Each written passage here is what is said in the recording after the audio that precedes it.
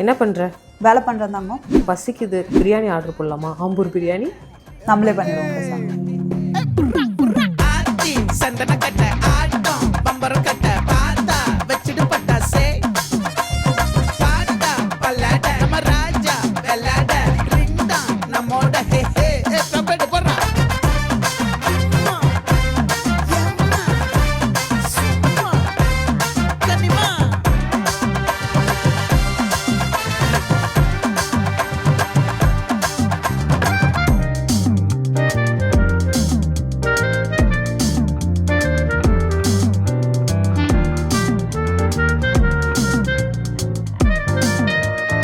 தங்கம் எப்படி இருக்கு அது பார்த்து சொல்றேன்.